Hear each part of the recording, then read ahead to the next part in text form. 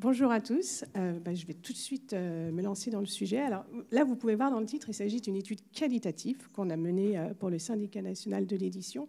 Ça veut dire qu'il ne va pas y avoir de chiffres. Je ne vais pas non plus rester trop longtemps, par exemple, sur la méthodologie, mais les objectifs, c'était vraiment exploratoire. L'idée était de comprendre auprès d'un large panel de lecteurs, je vais en parler après, quelles étaient les trajectoires des lecteurs de BD. Alors, on n'a pas choisi des fans de BD, vraiment des lecteurs lambda. Comment ça se passe? Comment on est initié à la BD? Par qui? Quand on est ado, qu'est-ce qui se passe? Quand on est jeune adulte également, on rentre dans la vie active, on vieillit, quoi. Est-ce qu'il y a des passerelles entre les genres de BD? À quel moment il y a du décrochage? Avec quoi on décroche? Pourquoi? Quelles sont les influences? Enfin, voilà. Donc, c'était des objectifs très, très ambitieux. Là, pour cette table ronde, on a été obligé d'édulcorer et de synthétiser. Juste, voilà, méthodo, je vais y aller rapidement, mais c'est quand même important de vous dire avec qui on a échangé. Donc, on a échangé avec, on va dire, des primo-lecteurs de BD, donc des enfants qui rentrent à la fois dans la BD et dans l'apprentissage de la lecture. Ça, c'est hyper important. Donc, de 8 à 10 ans, et également leurs parents. Ensuite, collégiens, lycéens, jeunes adultes. Et le lectorat féminin également nous intéressait beaucoup. On a échangé avec eux pendant 4 jours. On n'avait pas loin de 80 participants. Donc, on a eu beaucoup de matière avec eux dans les échanges. Quel que soit leur âge, que ce soit des garçons, des filles, des hommes ou des femmes, quand ils nous parlent de la rencontre avec la BD, il y a vraiment cette notion de coup de foudre. Qu'ils aient 14 ans, 25, 36, il y a vraiment des émotions et des souvenirs qui sont très très forts liés à la rencontre avec la BD, avec un côté aussi très Madeleine de Proust lié à la BD jeunesse patrimoniale en particulier. Et donc il y a un attachement qui est très très fort, même si on a décroché avec la BD. Et ce coup de foudre, ces émotions qui sont très fortes avec la BD, en gros, elles sont liées à trois sentiments, 3 émotions. L'amusement. Alors l'amusement, ça peut paraître basique, la lecture de la BD en tant que divertissement. Mais quand on est un enfant, l'amusement, c'est la vie, quoi. Le jeu, c'est la vie, le plaisir, c'est la vie. Donc c'est très fort, ça laisse des choses très très fortes. Et la fierté est quelque chose qui est extrêmement revenu dans l'ensemble de notre panel, chez tous les âges. Et cette notion de fierté, c'est cette notion, quand on rentre dans la BD, on est en train d'apprendre à lire. Ce n'est pas un exercice facile, c'est un exercice qui est même de plus en plus difficile aujourd'hui. On en entend beaucoup parler des problèmes de lecture des enfants. Et que donc, la BD, ça te donne un accès, c'est magique. Ça t'ouvre la porte à la compréhension et à la lecture. C'est la première fois que je me sentais plongée dans une histoire sans difficulté. Quelle fierté! Et bien évidemment, cette notion d'évasion. Donc, la BD a vraiment ce pouvoir magique également d'être immersif et d'emmener l'enfant, mais pas que. Mais c'est à ce moment-là qu'on le découvre dans des imaginaires très forts. J'étais prise immédiatement dans la lecture, fascinée, je ne pouvais plus m'arrêter. Là, c'est un collégien qui nous parle. J'adorais le fait de pouvoir plonger dans un monde imaginaire juste grâce à une BD. Je crois que je ne vous apprends pas grand-chose en vous disant que quand on rentre dans la BD, quand on est un enfant, la clé d'entrée, c'est principalement la BD franco-belge. Alors même si aujourd'hui on a des enfants dont les parents ont lu, ont aimé le manga, la BD franco-belge reste le genre avec lequel on va initier son enfant. Déjà parce que ça a laissé des émotions très très fortes à ces mêmes parents. Et bien évidemment, culturellement, cela s'explique également. On parlera un petit peu plus tard aussi peut-être du manga. Quelque chose qu'on a remarqué, c'est que la transmission de la BD, elle se féminise de plus en plus. Quand on rentre dans la BD, quand on est un enfant, c'est essentiellement nos parents qui nous initient. Et on a remarqué que les plus de 15 ans, c'était le papa en particulier, ou une figure masculine en tout cas. Ça pouvait être un oncle ou un grand-père. Et chez les moins de 15 ans, la tendance, elle s'inverse. Et c'est de plus en plus les mamans qui initient, qui font rentrer la BD dans les foyers. Et on s'est aperçu que du coup, ça changeait un peu la posture, le regard des parents sur la BD, puisque le fait que les mamans soient de plus en plus des passeuses de BD fait que la BD a aujourd'hui un statut assez fort chez les parents d'outils ludo-éducatifs. Je vous le disais, on rentre dans la BD quand on apprend la lecture en majeur. Et c'est un outil d'apprentissage de la lecture. Ça permet de rentrer dans l'acte de lecture, mais aussi de donner le coup de la lecture de façon beaucoup plus facile qu'un texte brut. Et ça, c'est très, très fort chez les mamans, qui sont beaucoup plus dans une vision éducative, quand les papas sont plus dans une transmission un peu d'une passion ou d'un kiff qu'ils ont eu quand ils étaient jeunes. L'outil ludo-éducatif, alors l'album aussi, le format album de la BD franco-belge participe aussi à ça, avec une bonne prise en main pour les enfants, avec un format qui t'oblige à te poser, à te concentrer. Donc il y a beaucoup de bénéfices en fait ludo-éducatifs autour du livre, et le côté aussi alternatif aux écrans qui revient énormément chez les parents. Mais donc avec cette dimension éducative qui est pour le coup quand même un regard et une posture plutôt maternelle. Ah, excusez-moi, là c'est un petit peu sauté au niveau du texte. C'est un format qui lui a tout de suite plu car accessible, même si elle a du mal à bien lire, car il y a peu de texte. C'est ce qui lui convient vraiment et la met à l'aise avec la lecture. Ça s'est beaucoup revenu chez nos mamans. Les papas étaient plutôt à nous dire, alors moi j'ai kiffé Tintin quand j'étais petit, j'avais qu'une envie, c'était qu'il aime ça aussi, quoi. Si on parle de nos collégiens, c'est vraiment l'âge d'or de la lecture de BD. Alors il y a tout un faisceau de raisons qui concourent à ça. Il y a bien évidemment, quand je rentre au collège, j'ai déjà des compétences en lecture qui sont quand même un petit peu plus, bien améliorées. Un collégien nous dit, en primaire j'étais plus petit, donc je lisais moins vite et ça me fatiguait. Et là, quand je rentre au collège, il se passe un truc, je deviens beaucoup plus à l'aise et ça participe vraiment au plaisir de la lecture.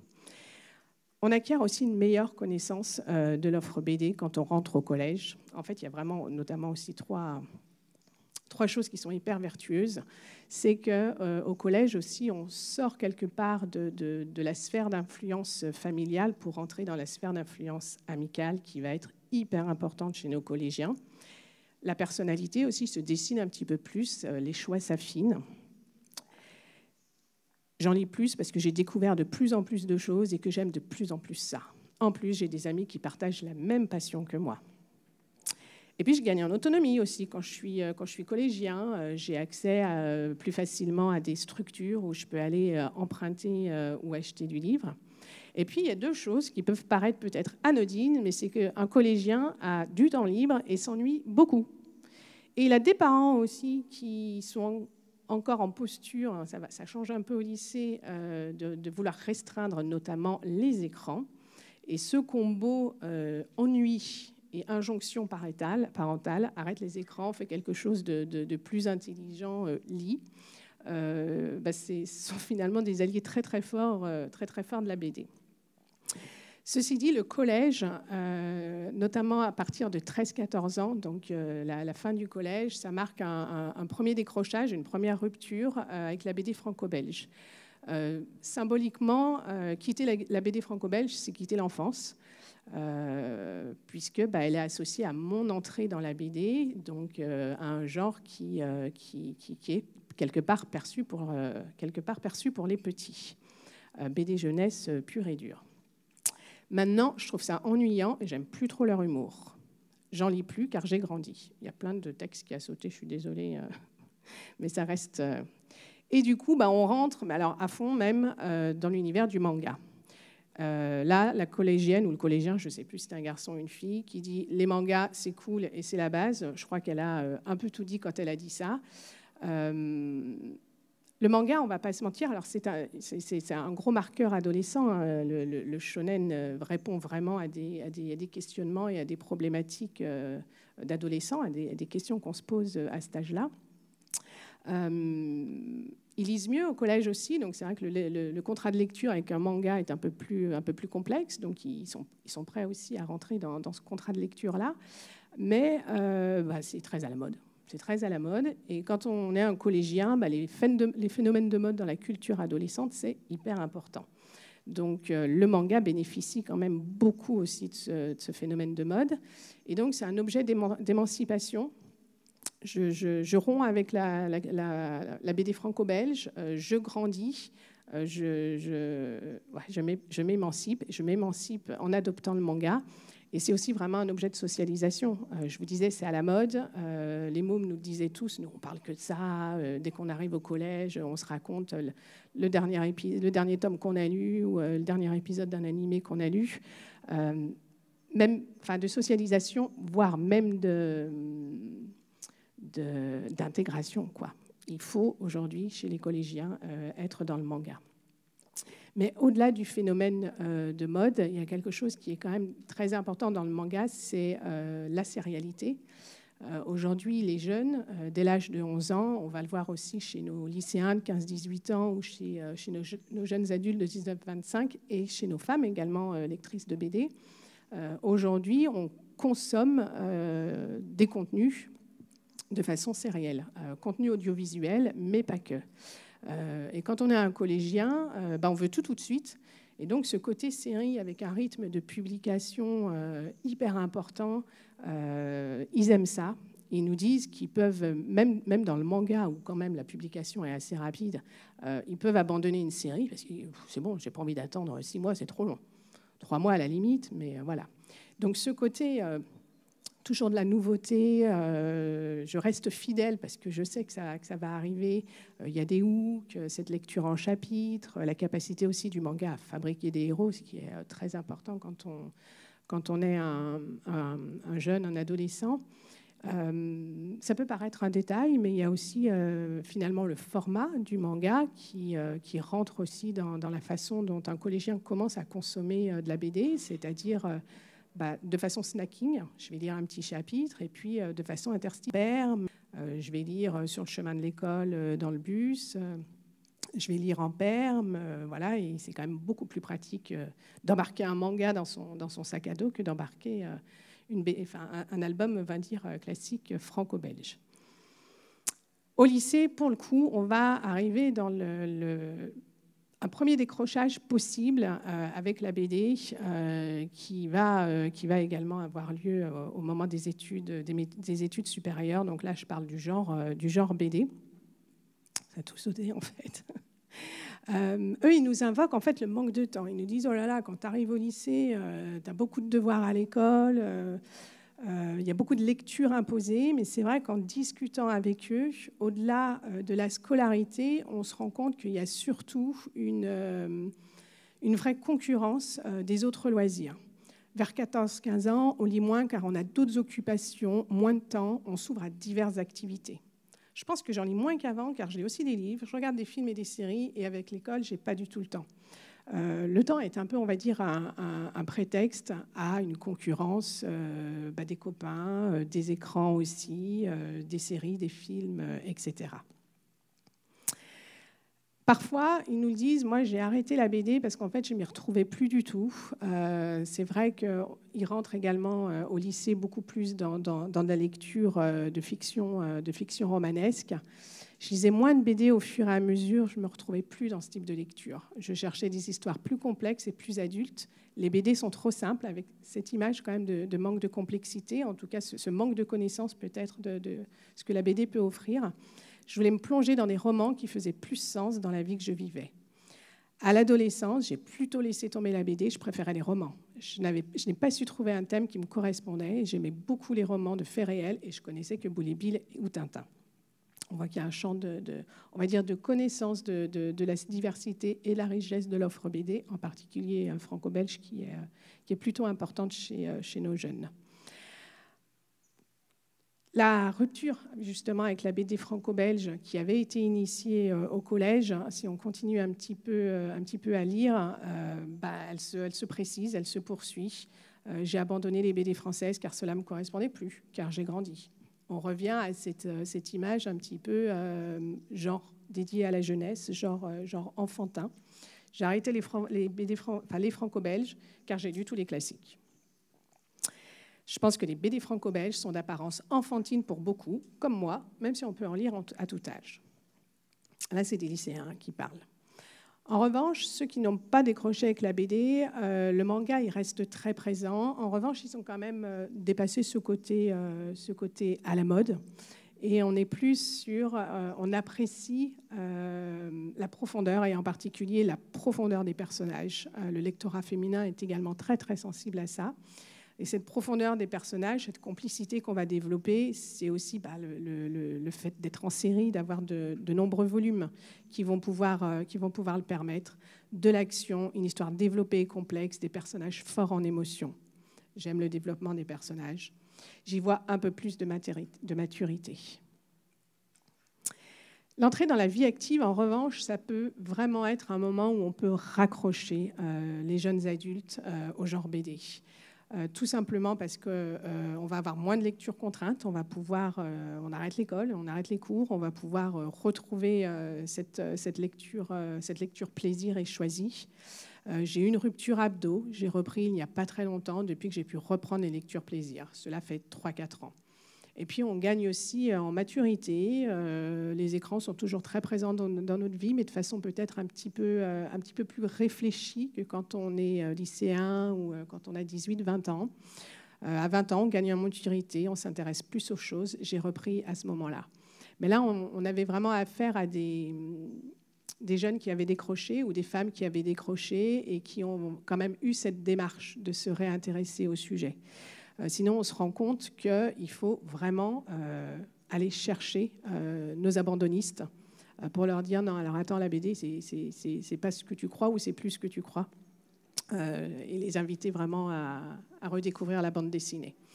Il y a la maternité aussi. Quand on discutait avec nos femmes lectrices, celles qui étaient mamans, eh ben, la maternité, c'est vraiment un bon moyen aussi de retrouver les femmes qui ont décroché. Je vous le disais, en amont, on s'est aperçu que la transmission de la BD au sein de la famille s'est féminisée. Elles ont vraiment à cœur, à la fois pour donner le goût de la lecture à leurs enfants, mais aussi pour transmettre un genre qu'elles ont aimé également. Et donc, elles vont s'y remettre au moment où l'enfant apprend à lire. La BD garde une place importante car, à mon tour, je transmets ce genre littéraire à mes enfants. Avec mes enfants, j'ai repris la lecture, je suis retournée à la médiathèque, j'ai eu besoin de lire aussi des BD pour adultes. Là, c'était un petit peu sur, on va dire, la trajectoire, les décrochages, les genres, etc. Peut-être deux, trois choses aussi avant de terminer qui nous ont marqués. C'est sur notamment l'attachement des lecteurs, quel que soit leur âge. On a beau parler écran, ils restent hyper attachés au papier. Il y a vraiment un lien très sensoriel à la BD papier. Et c'est ce toucher, c'est ce contact aussi qui participe à l'immersion dans la BD. Chez les jeunes, on a aussi le côté collectionneur qui intervient beaucoup dans leur goût pour la BD papier, ou encore, notamment chez les femmes aussi, un vrai goût pour le bel objet. J'aime le contact du papier, son odeur, cela me coupe du monde, je suis dans ma BD. Je trouve que les BD sont toujours bien réalisées, j'aime le format, la texture et même l'odeur. J'aime bien les collectionner. Là, on retrouve un petit peu l'ensemble de nos raisons.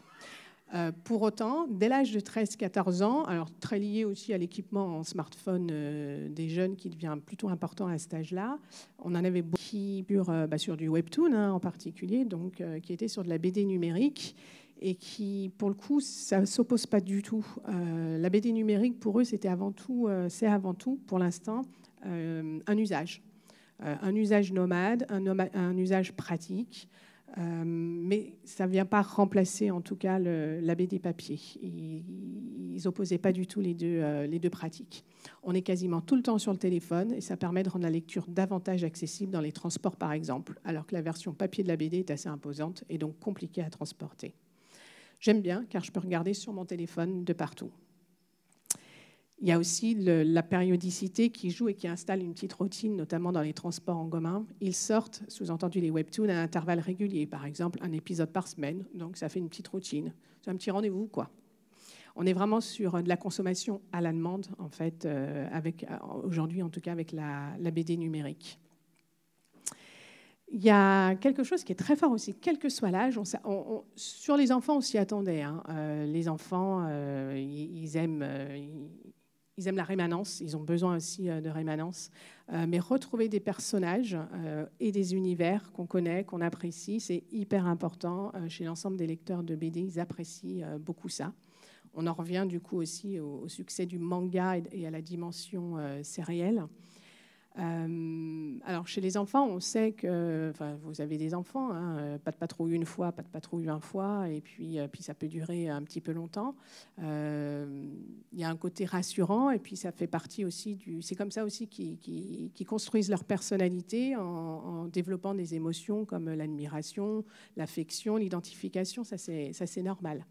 Mais même chez nos lycéens, nos jeunes adultes et nos femmes, il y avait vraiment aussi ce goût pour ce rendez-vous régulier avec des personnages et avec des univers où on retrouve chez les jeunes adultes et chez les femmes ce côté profondeur, complexité qui plaît beaucoup. L'inconvénient, par exemple, chez les enfants, où on sait que les enfants aiment bien... aiment ce qu'ils connaissent déjà, c'est que typiquement, quand ils demandent une BD à leurs parents ou quand ils vont à la bibliothèque, ils vont avoir tendance ils aiment Mortel Adèle, ça va être Mortel Adèle tout le temps, quoi, et ça va durer un petit moment. Et donc, c'est vrai que la notion de découverte, s'il n'y a pas quelqu'un qui vient faire découvrir des nouvelles choses, est plus compliquée chez les plus jeunes. Comme ça, j'ai la surprise du prochain tome, je peux suivre et revoir les personnages que j'aime bien, et comme ça, les histoires sont plus longues. Je passe plus de temps avec les personnages que j'aime, quoi. Et il y a aussi, pareil, ça, on s'attendait à ce que ce soit très fort chez les enfants. On sait que les enfants sont très influencés typiquement par les dessins animés. Et quand ils aiment un dessin animé, ils aiment avoir le livre, le pyjama et plein de choses. Mais le transmédia est vraiment aussi quasiment incontournable, quoi, et une vraie passerelle vers la lecture de BD, quel que soit l'âge. Si j'aime le personnage, j'aime le voir partout. Comme j'aime bien les animés que je regardais sur Netflix, ça m'a donné envie de les découvrir en livre, donc je suis allée en acheter. Donc on voit que l'animé peut aussi amener au format papier. Ça, c'était pour l'Attaque des Titans chez un collégien. Les parents aussi, pour eux, c'est quand même aussi, non pas une facilité, mais un moyen de pouvoir proposer des BD à ses enfants. Je lui ai acheté une BD Les Sisters, car je savais qu'elle aimait bien le dessin animé. Et notamment chez nos jeunes adultes et chez nos femmes, ils ont aussi pour eux un vrai goût de voir comment évolue la narration, en fait, le récit narratif en fonction des formats. Il y a quelques années encore, quelqu'un qui avait aimé un roman allait un petit peu à reculons, voire n'allait pas du tout regarder l'adaptation cinématographique en disant « Non, j'ai trop aimé le bouquin, le film, ça va être nul ». Là, les nouvelles générations ne sont pas du tout là-dedans, au contraire. Ça permet d'étoffer le personnage et le voir faire des choses qu'on ne voit pas dans les supports de base. Donc il y a vraiment ce côté j'aime un univers et j'aime beaucoup le voir décliner pour voir comment le récit évolue et les personnages aussi. Et juste, je voulais terminer un petit peu, peut-être pour vous résumer un petit peu les sources d'influence aussi, comment on découvre de nouvelles BD. Alors c'est très schématique, du coup, très résumé, en fonction des âges. Je vous disais, les enfants, ils sont initiés à la BD par papa-maman. Au sein des familles, on est vraiment dans la sphère familiale. En revanche, les parents sont plutôt on va dire, des facilitateurs. Ils font rentrer la BD dans la maison, ils donnent accès à la BD, alors que la fratrie, quand il y a une fratrie plus âgée, est vraiment source d'influence et source de découverte. Elle va conseiller, elle va prêter des bouquins. Les parents sont plus sur la demande de l'enfant le plus souvent, dans l'achat ou dans l'empreinte BD, ou quand ils le font eux-mêmes, ils vont quand même plutôt aller vers des valeurs sûres, donc plutôt des best-sellers en général. Il y a aussi l'école, les enseignants, alors dans une moindre mesure que la sphère familiale, mais très importante quand même, les enseignants, les CDI, Silence on lit aussi, donc les temps lecture qui s'inscrivent aujourd'hui dans le temps scolaire, et qu'on a retrouvé également au collège. Bon, chez les collégiens, les pères, donc les copains, les copines, voilà, c'est vraiment l'âge des copains-copines. On sort vers 11-12 ans, 6e, 5e, il y a encore l'influence familiale, mais c'est vraiment quand même les copains qui deviennent hyper importants. Et dans une moindre mesure quand même, surtout vers 13-14 ans, les réseaux sociaux, la pub, et puis les extraits qu'ils peuvent découvrir aussi avec d'autres BD en particulier.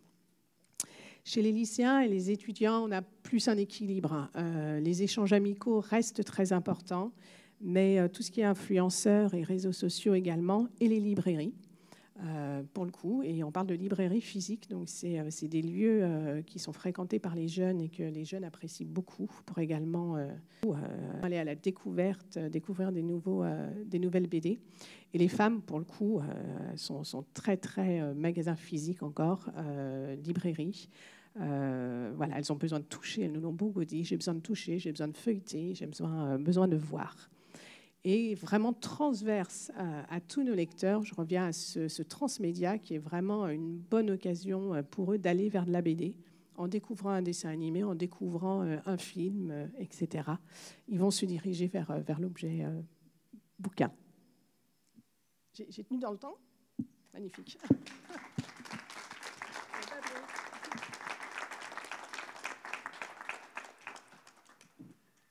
Nous avons prévu effectivement un petit temps d'échange avec Benoît et Delphine suite à cette restitution. Merci beaucoup Delphine pour cette étude. Et ensuite, vous pourrez bien évidemment poser vos questions avant qu'on enchaîne avec la table ronde éditrice. Pour commencer, Delphine, une petite question sur le choix du panel. Comment cette étude a eu lieu en ligne, hein, comment avez-vous choisi les familles, parce qu'en fait vous êtes spécialisé chez Junior City sur les familles et l'enfance. Comment avez-vous choisi ceux qui sont intervenus? Et j'avais une question sur le dernier panel qui concerne les adultes, uniquement des femmes sur ce questionnaire. Pourquoi? Parce que je crois que les femmes étaient finalement... vous m'arrêtez Benoît si je dis des bêtises, mais... un lectorat qui a été peu investigué par les professionnels jusqu'à présent. Bon, déjà parce que les hommes lisent quand même plus de BD, mais vous vous êtes aperçu que quand même, notamment avec le roman graphique, mais pas que, aussi grosse lectrice de manga, que les femmes étaient... Ça valait peut-être le coup de se pencher sur cette cible-là. Tout à fait. En fait, c'est l'objectif de cette étude. On avait fait déjà par le passé quelques études au sein du groupe BD du SNE sur le lectorat et des études plutôt quantitatives, statistiques, que des études qualitatives. Et là, ce qui nous intéressait, c'était effectivement d'explorer, entre guillemets, ces nouveaux publics. Voilà. Et comme vous le savez tous, la bande dessinée est née comme un genre culturel plutôt masculin. Dans les années 60, 70, 80, c'était plutôt des garçons ou des jeunes garçons ou des hommes qui lisaient de la bande dessinée. Et ce genre s'est ouvert aux lectrices plus récemment. Alors ça commence à un mouvement de fond qui commence à dater un peu, mais quand même plus récemment. Et c'est pour ça aussi que ça nous intéressait de traiter cette question du rapport des femmes à la bande dessinée. Voilà. Pour préparer l'avenir du médium, parce que c'est vrai qu'on dispose de beaucoup d'enquêtes quantitatives, c'est toujours intéressant, et qui nous disent que la bande dessinée est très en forme, vous l'avez évoqué tout à l'heure. Par contre, l'enquête qualitative, c'est aussi pour vous, j'imagine, avoir de la visibilité sur des publics qui vont grandir, qui sont les lecteurs de demain. Alors la bande dessinée est effectivement très en forme. Alors effectivement, pour être tout à fait clair, quand on parle bande dessinée au sein du groupe BD, avec mes confrères, on parle de toutes les bandes dessinées. Donc là, toutes les bandes dessinées sont très en forme. Il n'en reste pas moins qu'il y en a une qui est un peu plus en forme que les autres. C'est le manga, comme vous le savez, qui depuis 2-3 ans alors, était sur une pente de croissance soutenue, déjà, depuis 5, 6, 7, 10 ans. Mais depuis 2 ans a vraiment explosé. Voilà.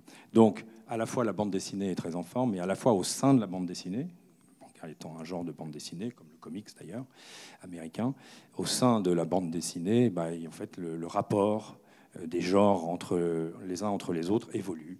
Et donc ça nous pose des questions sur la création, notamment parce que, comme vous le savez aussi, pardon pour ces évidences, mais le manga, ce sont essentiellement des achats de droits. Voilà, donc ça pose la question de la création européenne, la création franco-belge. Sur le choix donc, des panels, comment Oui. avez-vous procédé? Alors écoute, le choix, il n'a pas été... Bon, on est sur du quali, hein, donc l'idée n'était pas d'être représentatif. Donc le choix était, il nous fallait tant d'enfants de 8-10 ans et leurs parents, tant d'enfants de collégiens, etc. En revanche, on a voulu on va dire, certes lecteurs de BD, mais pas forcément... on a varié les fréquences. C'est-à-dire, on ne voulait pas des fans, ça allait être quand même biaisé. On ne voulait pas des gamins ou des adultes qui n'aiment pas du tout la BD, que ça n'intéresse pas du tout, parce qu'on n'en aurait pas tiré grand-chose, voire rien du tout. En tout cas, on n'aurait pas tenu 4 jours avec eux. Donc, il nous fallait quand même, on va dire, un rapport à la BD quand même un petit peu plus nuancé, mais pas d'extrême, quoi. On a surtout veillé à ça. Les lecteurs de bande dessinée sont essentiellement issus de familles où on en lit déjà, ce qui vaut pour l'ensemble du livre. Hein. Plus les parents lisent, plus les enfants lisent. C'est presque mathématique comme réalité. La découverte donc, de la BD se fait essentiellement vers 7 ans via les parents. Est-ce qu'on sait quels sont les critères selon lesquels ces parents vont choisir tel ou tel album à proposer à leurs enfants? Alors, en grande majorité, c'était lié à leurs souvenirs, enfin, à ce qu'ils ont aimé quand ils étaient pas si longtemps. Vous parliez du manga. Il n'y a pas si longtemps que ça, on parlait manga avec les parents. C'était encore... c'est violent. Voilà, l'image du manga auprès des parents a changé. Notamment parce qu'il y en a pas mal quand même qui... voilà, sans être Génération Club Dorothée, en tout cas, il y en a quand même pas mal qui ont aussi baigné dans cette culture-là. En revanche, sur cette posture de la BD comme outil d'apprentissage de la lecture, le manga n'en fait pas partie. Pas assez de texte, voilà. Donc, c'est vrai que l'image chez les parents a changé du manga, en tout cas notamment sur l'item de la violence. Mais ça n'a pas, on va dire, la qualité pédagogique qu'a la BD franco-belge pour les parents. Alors, il y a Mortel Adèle qui tire son épingle du jeu, qui n'est pas une BD transmise, pour le coup, qui est vraiment un méga ultra contemporaine. de mode, hein. Voilà. Tout à fait. Alors, la BD est vécue par les parents comme un outil ludo-éducatif qui favorise l'entrée dans la lecture, vous l'avez dit, avec une notion de facile à lire que j'aimerais bien qu'on nuance un petit peu. C'est vécu comme ça, et tant mieux. Mais c'est vrai que c'est pas si simple de lire de la bande dessinée. Hein. Sophie van der Linden, que vous connaissez peut-être, qui est critique littéraire spécialiste du livre jeunesse, dit dans son livre Tout sur la littérature, paru chez Gallimard, contrairement aux idées reçues qui voudraient que ce soit une lecture facile, l'activité cognitive que sollicite la lecture d'une bande dessinée est complexe. Elle demande de lire en interaction le texte et les images dans une succession rapide, articulée, alors qu'ils n'engagent pas les mêmes zones cérébrales. Donc la BD est séduisante, mais elle mobilise des ressources intellectuelles qui sont importantes. Ça, c'est plutôt une bonne nouvelle pour les parents. Je pense que quand les parents nous disent que c'est facile à lire, c'est pas du tout péjoratif. Même si chez les collégiens, les parents nous disent un petit peu, je préférerais qu'ils lisent du roman quand même. Je pense que l'accessibilité de la bande dessinée vient aussi de son format, de sa forme, de l'objet. Voilà. Je pense que c'est effectivement, ça monopolise une énergie, vous disiez, cognitive assez forte, et à la fois, quand on est face à l'objet, il n'est pas inhibant. Il y a des objets qui sont inhibants. Il y a une séduction qui opère. Voilà, il y a une séduction qui opère parce qu'on rentre dans une bande dessinée par l'image. Après, effectivement, ce qui fait la force de la BD, c'est l'alliance image-texte, bien sûr, la narration. Ça n'est pas que des images, sinon ce sera un livre d'illustration. Donc la narration est essentielle, mais quand même, quand on rentre dans une bande dessinée, le premier rapport qu'on a avec une bande dessinée, c'est l'image. Et cette image-là, en définitive, cette image peut ne pas être inhibante, en fait, faciliter l'accès à l'objet. Donc c'est tout bénéfice, cette histoire. C'est beaucoup de force, en tout cas. Effectivement. Vers 8-10 ans, à l'âge où les smartphones ne sont pas encore entrés dans les usages, les enfants sont très influencés, on l'a dit, dans leur choix de BD par les films ou les dessins animés. C'est la narration transmédia. Benoît Paulet, vous êtes également, outre le fait que vous êtes ici en tant que président du groupe bande dessinée du SNE, vous êtes directeur général des éditions Glénat. Chez Glénat, vous éditez par exemple Titeuf de Zep ou Lou de David Neal, qui ont été adaptés en dessin animé. Est-ce que vous avez effectivement constaté le fait que cette connaissance du dessin animé permet d'opérer un retour vers le livre papier? Alors, le l'écosystème, effectivement, 360, comme on dit, pour utiliser des termes pas très jolis, est essentiel, parce qu'effectivement, la bande dessinée s'inscrit dans un univers global. Alors, concernant Titeuf et Lou, effectivement, ça renforce la connaissance, la notoriété des personnages, et de même que ça s'opère beaucoup en manga, le fait d'avoir des séries animées ou des films, pour l'un comme pour l'autre, enfin surtout pour Lou, il y a un film aussi, permet de faire rentrer des nouvelles générations d'enfants dans cette lecture-là. Donc c'est très important de pouvoir exporter nos univers de bande dessinée, nos héros, nos personnages, de pouvoir les exporter sur d'autres supports, ce qui veut dire que ça en devient un genre global. Mais les maîtres de ça aujourd'hui, il ne faut pas se leurrer, c'est les Japonais. Ouais. Bien sûr. Mais ça peut être rassurant pour les parents de se dire que voilà, ce qu'ils vont absorber sur les écrans peut aussi se retrouver en termes de lecture papier par la suite. Après la sphère familiale, l'école est la deuxième source d'influence chez les enfants de 8-12 ans. Le groupe bande dessinée du SNE a lancé il y a quelques années une collection qui s'appelle la BD en classe. Alors, que vous connaissez peut-être. Si vous ne la connaissez pas, tout est téléchargeable sur Internet. Donc, elle comprend à chaque fois un dossier enseignant qui est réalisé par des professeurs des écoles et puis un carnet pour l'élève. L'idée étant effectivement, et on en reparlera tout à l'heure, puisque le deuxième tome de cette collection concerne l'écologie, l'idée étant de favoriser l'intégration des bandes dessinées dans les établissements scolaires. Donc là, on parle d'enfants qui sont en CE2, CM1, CM2, voilà, 3e cycle. La collection a donc été conçue au plus près du monde de l'éducation. Benoît, est-ce qu'aujourd'hui, ce monde de l'éducation accepte facilement d'intégrer la bande dessinée en tant qu'œuvre littéraire dans ses enseignements? Le mot « facilement » n'est pas le plus approprié. Mais il l'accepte, et c'est vrai qu'on réfléchit avec des professionnels de l'éducation aux thématiques et à la meilleure façon de, entre guillemets, démocratiser cet outil, parce qu'on estime que la bande dessinée... Alors bien sûr, là on parle de bande dessinée, non pas pour générer, pour créer, pour former des futurs auteurs de bande dessinée. On parle de bande dessinée comme outil pédagogique et outil essentiel pour l'apprentissage.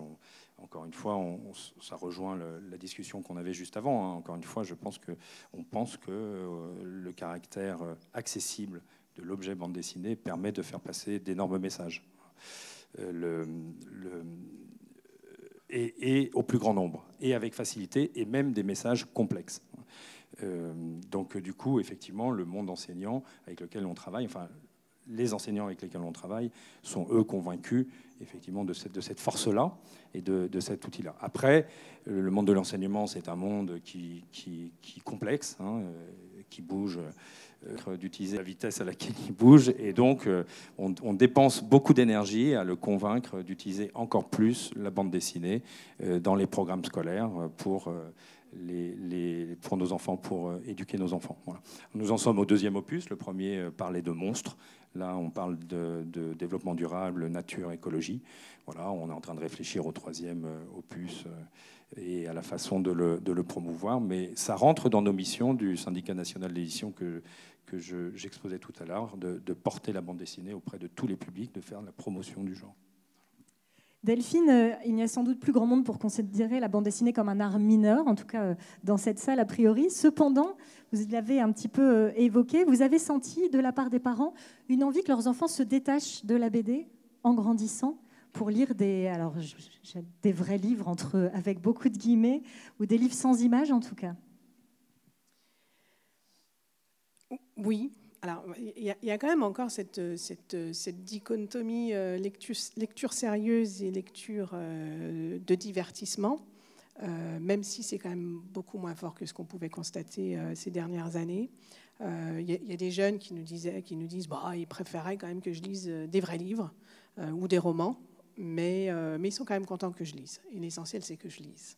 Donc, merci les écrans qui aussi, probablement, cet effet-là, tout à fait. Les parents aiment la bande dessinée aussi bien plus que l'idée d'avoir des enfants devant les écrans. Exact. Je voudrais juste insister sur quelque chose qui nous crispe souvent, entre mes confrères et moi, c'est que la bande dessinée, c'est pas l'accès vers la lecture.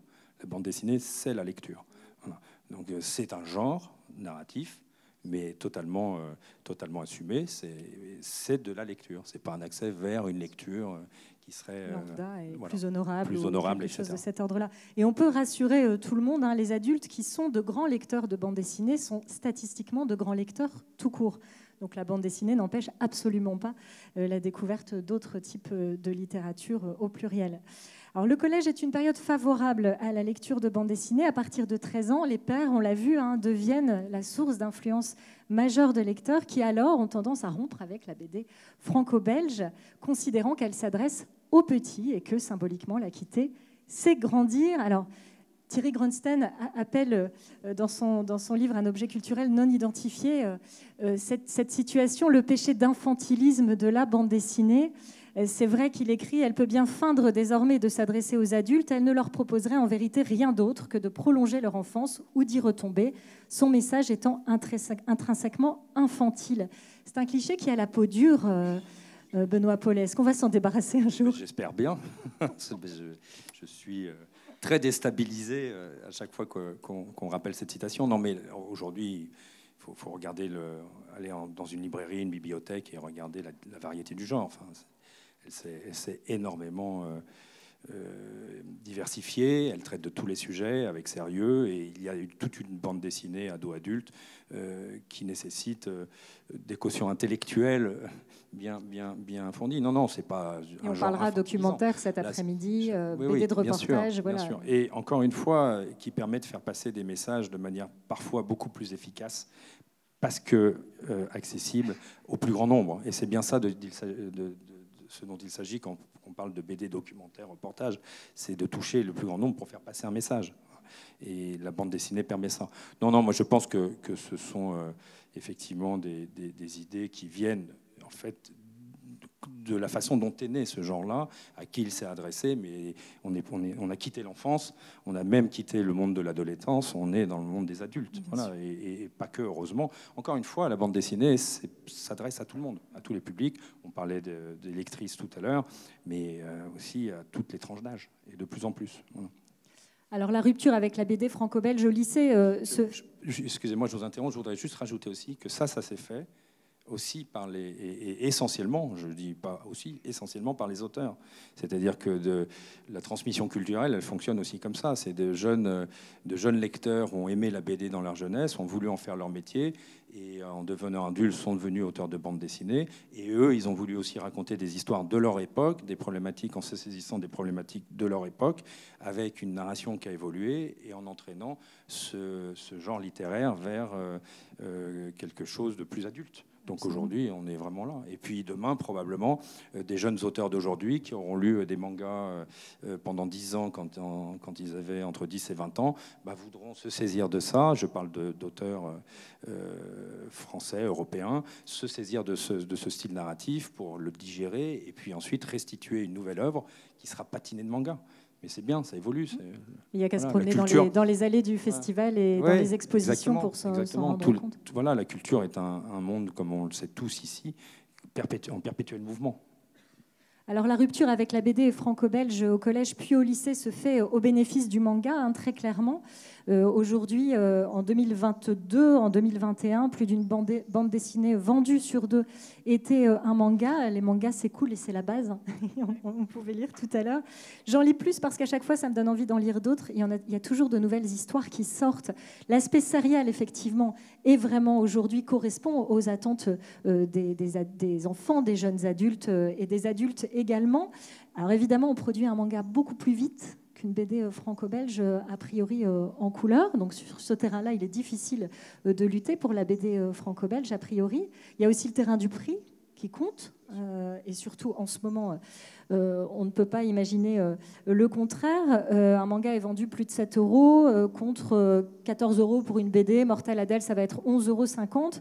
Alors, on a vu des éditeurs de BD se lancer dans des formats différents, ce qui concerne la BD franco-belge, avec des formats plus souples, plus légers, dans la réédition même de certains titres moins chers, d'aller pour être une réponse de la BD franco-belge pour essayer aussi d'aller sur ce terrain. En tout cas, alors je l'espère, parce que je pense que c'est effectivement une belle initiative, en tout cas qui mérite d'être testée. On verra bien où elle nous emmène. Vous parlez de bande dessinée au format poche. C'est-à-dire, aujourd'hui, les techniques d'impression nous permettent de faire des bandes dessinées au format réduit, avec des qualités d'impression tout à fait honorables, qui permet une lecture, ce qui n'a pas toujours été le cas au fil de l'histoire, puisque la bande dessinée au format poche, on l'a essayé depuis très longtemps et ça n'a jamais pour l'instant vraiment pris, mais quelques éditeurs se réessaient. Moi je pense que c'est de toute façon fondamental de tester tout ce qui permet d'être testé pour ne pas décrocher d'un lectorat qui effectivement aujourd'hui est abreuvé en permanence d'objets culturels, que ce soit du manga si on parle de notre genre bande dessinée, mais aussi évidemment des plateformes audiovisuelles, des YouTube, etc., des jeux vidéo. Et je pense que le prix peut être un élément. Effectivement, vous le disiez, 7,50 € en moyenne pour un manga, 14 € en moyenne pour une BD. Quand on parle de BD de genre ado-adulte, on est plutôt proche de 20 €, 17, voilà. Certaines dépassent les 30 €, ce qui n'existait jamais il y a 10 ans. Bon, bref. Et effectivement, en bande dessinée, notre rythme de parution, c'est plutôt l'année. C'est-à-dire qu'on fait un tome 1, puis il faut attendre une année quand tout se passe bien pour avoir un tome 2, quand le rythme de parution d'un manga, c'est plutôt le trimestre. Et les enfants grandissent en plus pendant ce temps-là. Et les enfants grandissent, etc. Et donc le manga a cette force de pouvoir alimenter le besoin de raconter ou de se raconter ou qu'on nous raconte des histoires de manière un peu plus forte à prix réduit. Donc les éditeurs de bande dessinée franco-belges aussi doivent prendre cette problématique en considération, de mon point de vue, ça je parle de mon point de vue et je crois que beaucoup le font, pour répondre aussi aux préoccupations des jeunes lecteurs d'aujourd'hui. Et ça en fait partie. Alors le format et le prix ne sont pas les seules raisons qui donnent leur succès au manga aujourd'hui. Jean-Marie Bouissou, qui est historien, directeur de recherche à Sciences Po et spécialiste du Japon contemporain, disait dans la revue Le Débat en 2017 que les adolescents aiment ces séries parce qu'ils y reconnaissent, avec leurs interrogations, leur part d'ombre, mais aussi leurs espoirs, et parce qu'elles leur enseignent qu'ils s'en sortiront avec des recettes simples, courage, effort, sincérité, amitié. Ce faisant, le manga satisfait leurs besoins psychologiques fondamentaux. Ça, c'est vraiment aussi à prendre en compte. Le manga leur parle plus aujourd'hui que la BD franco-belge. Alors, est-ce qu'avec les nouvelles générations d'auteurs qui ont été nourris par le manga et peut-être qui vont faire sauter les frontières entre décloisonner, on va dire, les genres, les choses peuvent évoluer ? Alors déjà, oui, moi je crois, moi personnellement, je crois ça. Je pense que le rythme et le prix sont des éléments très importants, mais l'essence n'est pas là. L'essence du manga, c'est quelle histoire je raconte pour quel public. Et si l'histoire est bonne, le public viendra à l'histoire. Voilà. Et le manga fait de très bonnes histoires et qui répondent aux préoccupations des lecteurs et des jeunes lecteurs ou des adolescents tels que vous le voyez dans l'étude, mais pas que, puisque maintenant, évidemment, le manga parle aussi aux adultes et largement. Voilà. Donc, par les histoires qu'il raconte, effectivement, il séduit son public. Donc, fondamentalement, c'est une leçon aussi pour nous tous. C'est de dire, quelles sont les histoires qui concernent, qui préoccupent, ou qui animent, ou qui intéressent les jeunes publics d'aujourd'hui. Tout vient de là. Et en tant que parent aussi, bien entendu, ça mérite qu'on se penche sur ces questions. Au lycée, la rupture avec la BD franco-belge se poursuit. Le Pass Culture, un dispositif initié en 2021 et qui offre 300 € pour le jeune des 18 ans et puis de manière dégressive pour les plus jeunes également, la possibilité d'acquérir ou de profiter des biens culturels ou de loisirs culturels. Il a surtout le mérite de permettre de mesurer les goûts, puisque c'est directement que les jeunes vont faire leurs achats. Donc on est très éclairé sur ce qu'ils aiment. Alors selon le syndicat de la librairie française, le livre est la catégorie la plus réservée sur le Pass Culture. Et parmi les utilisateurs de 18 ans et plus, le manga représente 44% des achats de livres. Est-ce que, en tant que président du groupe BD, vous sentez de l'inquiétude chez les éditeurs de BD franco-belges et uniquement franco-belges, ce qui n'est pas le cas de Glénat, bien sûr? Bon, déjà, il y a de moins en moins d'éditeurs uniquement franco-belges. Beaucoup de maisons d'édition font, ou de groupes, parce qu'en définitive aussi nous sommes structurés pour certains en groupe, sont aussi éditeurs de manga et parfois éditeurs de comics, mais c'est un tout petit marché, le comics par rapport au manga. Donc effectivement, vu la croissance très forte, la déferlante, j'ai failli dire, que le manga a opéré dans ces 2 dernières années. Voilà, donc, mais pour les éditeurs franco-belges, c'est une préoccupation, une inquiétude, je ne sais pas, parce que dans le même moment, notre lectorat, le lectorat franco-belge aussi se développe, ne serait-ce que parce qu'on a de plus en plus de lectrices. Donc voilà, encore une fois, et les lectrices, on parlait de l'essence, sont venues à la bande dessinée, non pas comme ça, on se dit, bah, tiens, là, je ne savais pas que la bande dessinée existait, c'est sympa, bah, tiens, j'en vois une. Non, elles sont venues de la bande dessinée parce que les sujets qui ont été traités en bande dessinée sont des sujets qui ont commencé à les intéresser. Notamment dans le roman graphique. Notamment dans le roman graphique, ou la BD documentaire, ou la BD de société, etc. Enfin, ça rejoint aussi parfois le roman graphique. Voilà. On a dépassé la bande dessinée qui parlait exclusivement d'aventures de pirates, quand bien même ça peut intéresser, pardon pour ce... Mais voilà. Donc, non, du coup, j'ai perdu tout à fait le fil de ce que je voulais dire, mais on était sur... On était sur l'inquiétude, oui, pardon. Non, voilà, pardon, excusez-moi. La préoccupation, la préoccupation. Donc, c'est une préoccupation, parce qu'effectivement, notre lectorat en bande dessinée traditionnelle s'élargit, et à la fois, la préoccupation est plutôt sur les tranches d'âge adolescentes, etc., où là, très, très bien reflété dans votre étude, où là, la rupture peut s'installer avec ce genre traditionnel. Quand je dis traditionnel, c'est-à-dire belge, et sans certitude d'un retour en arrière, c'est-à-dire une fois que le jeune lecteur ou la jeune lectrice lisent du manga, rien ne nous dira qu'adultes, ils reviendront à la bande dessinée. On peut imaginer des passerelles. Ils lisent, oui. C'est déjà l'excellente nouvelle dont personne n'a à se plaindre. Ouais. Mais moi, je pense qu'en définitive, je me dis qu'en définitive, cette question-là, elle peut être réglée par la création de demain. Encore une fois,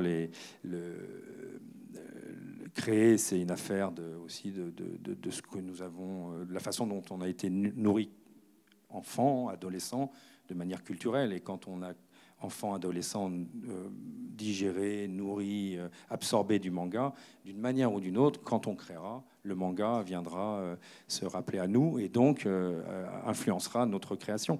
Donc ce qu'on appelle une forme d'hybridation culturelle, c'est-à-dire que de manga effectivement très japonisant aujourd'hui, petit à petit peut-être allons-nous arriver à un genre un peu plus hybride qui va à la fois mélanger des problématiques plutôt franco-belges avec un style manga et voire même comics. Voilà.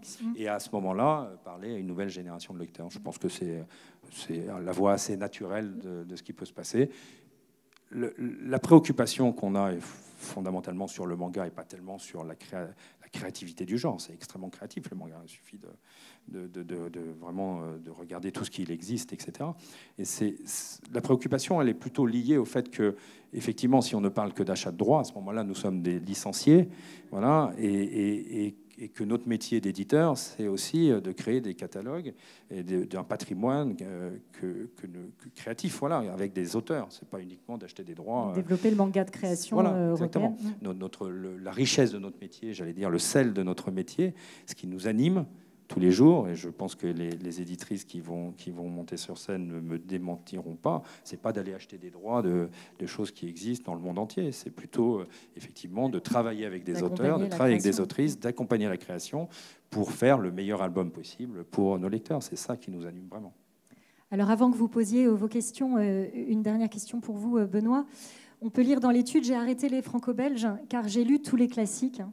Le décrochage au lycée à l'âge adulte est très largement lié à une méconnaissance en réalité de l'offre de la BD franco-belge contemporaine.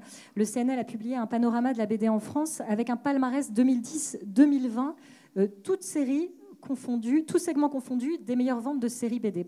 Donc on trouvait en première place One Piece, Astérix en 2, Naruto en 3, Fairy Tail en 4 et Tintin en 5. Alors j'ai pas le total, mais en tout cas, en ce qui concerne la BD franco-belge, c'est une présence patrimoniale à chaque fois que l'on retrouve.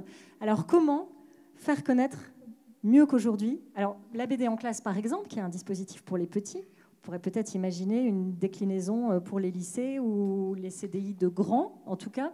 Voilà, quelle piste explorer pour se rapprocher du lectorat au moment où il décroche? La réponse est dans la salle. Enfin, objectivement, la meilleure façon de faire, c'est de multiplier les échanges avec les uns et les autres. C'est pour ça, comme tout à l'heure, je disais, on est très attaché à nous déplacer, à vous rencontrer, à discuter. Je crois qu'on le fait au nom du syndicat national de l'édition, mais la réalité, c'est que la plupart des éditeurs se déplacent en région, vont à la rencontre des libraires, vont à la rencontre des bibliothécaires, organisent des journées de pitch autour de leur catalogue, etc. Parce que fondamentalement, c'est ça qui nous permet, encore une fois, de rayonner le plus possible. C'est la prescription. On a besoin d'émerger, on a besoin qu'on parle de nous, on a besoin qu'on parle de nos œuvres, et on a besoin pour ça de prescripteurs. Et quel meilleur prescripteur que les personnes qui sont au contact d'un public, comme les bibliothécaires, les libraires, les enseignants. Voilà. Donc nous, on est très, très, très attachés à l'idée de venir vous voir les uns et les autres, de vous rencontrer. Et là, je parle vraiment de tous les éditeurs que je connais de bande dessinée, font ce travail-là, et on est de plus en plus demandeurs de pouvoir le faire.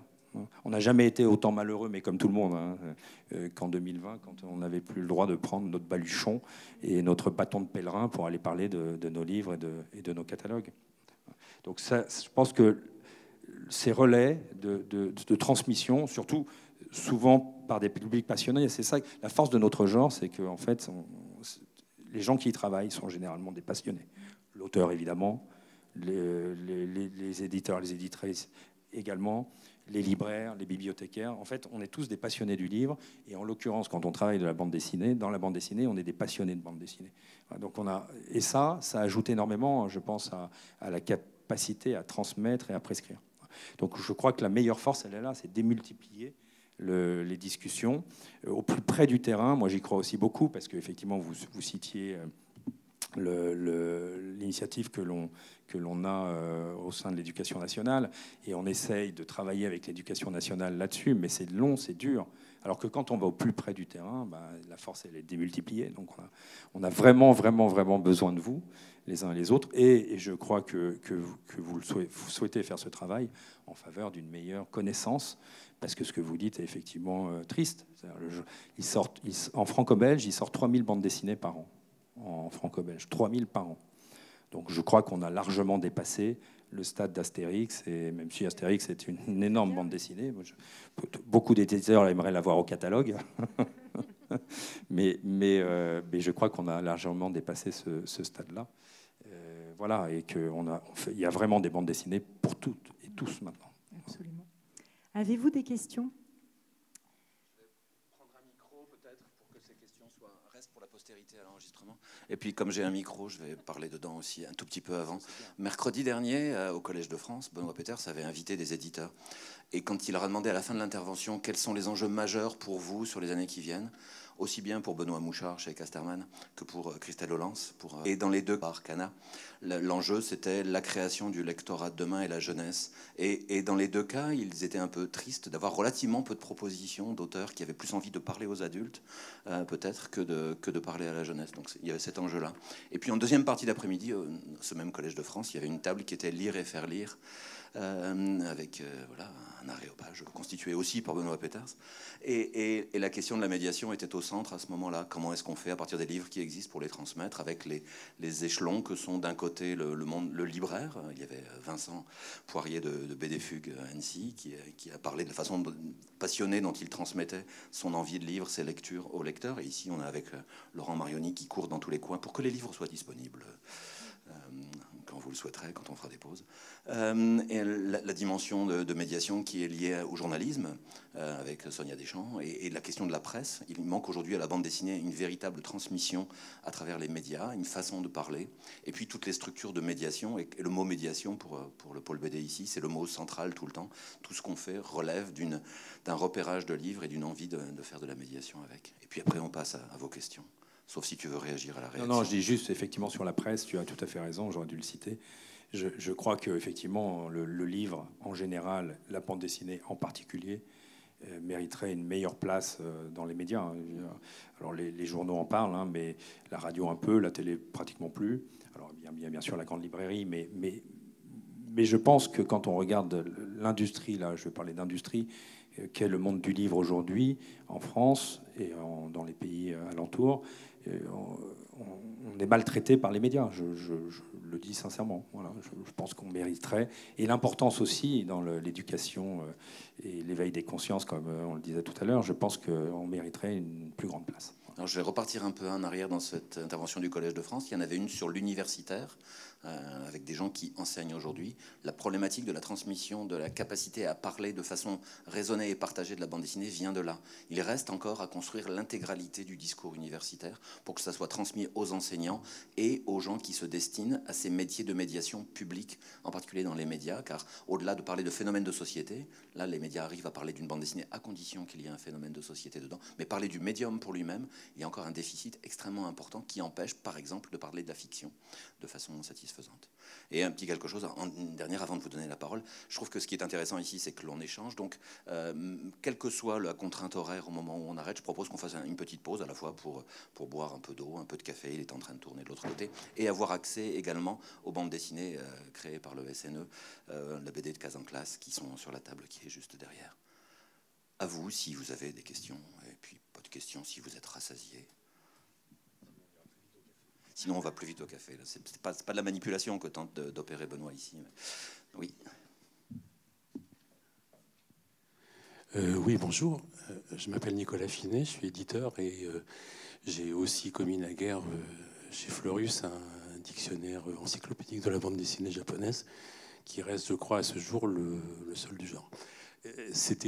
Donc je voulais non pas poser une question, mais apporter un éclairage sur ce que vous disiez, sur l'émergence que vous souhaitiez voir apparaître d'une offre de manga européen, appelons-le comme ça. Mais ce qui me pose question, c'est de voir que chez nous, en France et en Europe, il n'y a pas, les auteurs ne sont pas organisés pour ça. Et les éditeurs ne sont pas organisés non plus pour ça. Vous n'êtes pas sans savoir que si la bande dessinée japonaise a une telle force de frappe, c'est parce qu'elle est organisée en mode de création collective. C'est une industrie, et ce n'est pas un gros mot. Les auteurs sont organisés en studio. Je connais très peu de cas dans la bande dessinée française et européenne où les gens, et je parle des auteurs, se sont organisés comme ça avec leurs éditeurs pour pouvoir produire des contenus qui paraissent tous les 2-3 mois. Je connais Last Man, j'en connais pas beaucoup d'autres. Donc, est-ce que c'est pas aussi, est-ce que ça vous interpelle pas vous, mais je dis vous, c'est un vous collectif et je m'inclus dedans. Est-ce que ça nous interpelle pas sur le fait d'avoir à savoir s'organiser en termes de création pour être capable de produire des contenus qui paraissent tous les 2 ou 3 mois et pas tous les ans, comme vous le disiez tout à l'heure? Je pense que vous avez entièrement raison. Hein. C'est une des clés. Il y a beaucoup de clés. C'est pas une certitude de succès, mais la périodicité, le rythme avec lequel paraissent dans une série les volumes deviennent une clé à un moment donné où on a instantanément tout. Aujourd'hui, vous voulez faire une série Netflix en quelques heures, une semaine, pour les plus courageux en 2 nuits. Vous faites 10 épisodes d'une série Netflix et quand on vous dit pour avoir l'histoire de la série franco-belge, il va attendre en 10 tomes, il va falloir attendre 10 ans. Plus beaucoup d'éditeurs osent dire ça à leurs libraires ou à leurs lecteurs. Voilà, on n'est plus dans ce monde-là. Donc, ce qui fait aussi que finalement les grandes séries très longues qui ne se finissent jamais ou quasiment jamais, il y en a quasiment plus parce qu'on n'est plus dans ce monde-là. Voilà, donc le lecteur de 13 qui a lu le premier tome de 13 dans les années 80 a attendu 40 ans, enfin j'exagère un peu, et il ne sait toujours pas tout à fait la fin puisqu'il y a des cycles encore qui continuent. Bon, non, voilà, c'est plus ça. Donc effectivement, l'organisation, si on veut aller sur ce terrain-là, ça nécessite aussi des réflexions sur notre capacité ou notre façon de produire du contenu. Alors c'est d'autant plus j'allais dire, interpellant que des studios, il y en a eu de création. Vous avez le plus récent ou les plus récents Last Man, mais bien avant, Hergé travaillait en studio. Il avait autour de lui toute une série de jeunes dessinateurs, plus ou moins jeunes, qui sont tous devenus quasiment des auteurs chevronnés, puisqu'à un moment donné, a commencé par Jacobs. Et voilà. Et à un moment donné, ils se sont emparés de leurs univers et puis ils sont partis faire leurs histoires. Mais alors, c'est culturel tout ça aussi, hein. Donc c'est compliqué parce qu'à la fois, culturellement, nous avons évolué vers l'œuvre d'auteur. Donc les Japonais, ce sont des œuvres d'auteur, mais avec des studios et puis des jeunes dessinateurs qui viennent assister les maîtres, hein, les mangaka. Bon. On verra bien avec la nouvelle génération comment ça s'opère. Mais je suis assez d'accord avec votre réflexion. Si on veut aussi aller de ce point de vue-là, il ne faut pas juste en adopter les codes narratifs, il faut aussi en adopter ce qui fait son industrie aujourd'hui. Ouais. Donc, c'est une excellente question. Est-ce qu'on veut passer d'une logique de création d'œuvres à une logique de création de contenu, remplir les tuyaux? Oui.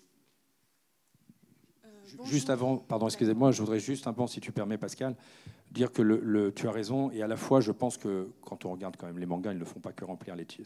Avec leur mode créatif, ils ne font pas que remplir des tuyaux. Il y a quand même des œuvres qui méritent. Oui, tout à fait, oui, bien sûr. Ouais. Bonjour, je m'appelle Sophie, je suis autrice, mais en micro-édition, je ne suis pas éditée avec un éditeur classique. Je voulais juste, peut-être que c'est pas très pertinent ce que je vais dire, mais je voulais rebondir sur ce dont vous parliez, à savoir les créations et on va dire la manière dont sont organisés les Japonais pour les studios artistiques, etc. Et dire qu'il y avait quand même une très très grosse manne d'auteurs qui s'auto-éditent et dans la micro-édition, le fanzina, etc., mais aussi par Webtoon par exemple, qui propose des concours où beaucoup de jeunes auteurs essayent de participer pour réussir à se faire connaître et aussi essayer de se faire éditer professionnellement. Et il y a énormément d'auteurs qui s'organisent, par exemple en groupe Facebook ou des choses comme ça, pour réussir à essayer de se faire connaître toujours. Mais quand il s'agit d'aller rejoindre une grande maison d'édition, que ce soit Glénat Casterman, Gallimard, tout ce que vous voulez, c'est très difficile pour un auteur qui n'est pas connu, même s'il sait comment faire un dossier édition BD, d'essayer d'aller vers les maisons d'édition. Parce que même si vous vous déplacez pour rencontrer les bibliothécaires, etc., les auteurs, eux, ils ne savent pas comment venir vous rejoindre. J'en fais partie, donc je mentionne. Voilà. Non, mais vous avez raison, c'est pas si facile que ça. Et pour autant, je le disais, il sort 3000 bandes dessinées franco-belges par an sur le marché. Là, je parle bien de bandes dessinées éditées, quel que soit l'éditeur, qui arrivent dans une librairie à un moment ou à un autre. Et souvent, le reproche qu'on nous fait, c'est plutôt qu'il y en a trop. Donc, oui, c'est surtout ça que j'entends, surtout quand on discute avec les uns les autres, et aussi les autrices et les auteurs dont vous êtes, c'est qu'il y en a trop. Et donc, à un moment donné, en fait, à la fois, je suis tout à fait conscient de ce que vous dites, et vous avez raison, c'est pas si facile de rentrer, de passer la porte d'un éditeur pour être édité. Et à la fois, on nous dit peut-être que la production mériterait d'être un peu plus raisonnée. Voilà. Donc là, il y a un nœud quand même. Hein, moi, j'ai pas de solution là pour l'instant. Hein. Et parce que nous allons parler écologie dans un instant, et de ce point de vue-là aussi, ouais, elle mériterait d'être un peu plus raisonnée. Bien sûr. Et à la fois, voilà. Donc, le débat sur la production ou la surproduction, c'est un sujet qui nous anime beaucoup avec mes confrères. Au sein du groupe BD, et à la fois on ne sait pas comment, par quel bout le prendre. Parce que des nouveaux entrants, il y en aura toujours. Des jeunes auteurs qui veulent arriver et créer une œuvre, il y en aura toujours. Vous en êtes. Voilà. Et de quel droit on dirait, non, ça y est, on est déjà assez nombreux. Hein, donc 3000 BD, c'est trop. Donc on va sauter une génération, si vous voulez bien. Et puis on reprendra la génération. Voilà. Puis en plus, ça serait complètement idiot. Enfin, je veux dire, c'est non seulement culturellement, vous apportez des choses qui sont des choses que vous avez vous-même digérées, etc., de ce que vous êtes, et voilà, qui font progresser. Donc on peut pas faire ça. Voilà. Donc, et puis des nouveaux éditeurs, il y en aura toujours. Donc comment on règle ça, je ne sais pas. Mais ce que je sais, c'est que effectivement, être lu, c'est compliqué, être acheté, c'est compliqué, être édité, c'est compliqué, et à la fois, les voies pour proposer une œuvre au public n'ont jamais été aussi faciles. Avec l'auto-édition, ça n'existait pas l'auto-édition il y a 10 ans, enfin, ou alors on faisait trois exemplaires à compte d'auteur, et puis ensuite on allait chercher autre chose parce que c'était très compliqué. L'auto-édition, le crowdfunding, il y a beaucoup plus de petits éditeurs aujourd'hui, de structures éditoriales aujourd'hui qu'il n'y en avait il y a 20, 30 ans, etc. Donc, en fait, c'est très difficile d'être lu parce que il y a un encombrement, et à la fois de trouver le moyen de mettre une œuvre entre guillemets accessible par un public, c'est plus facile.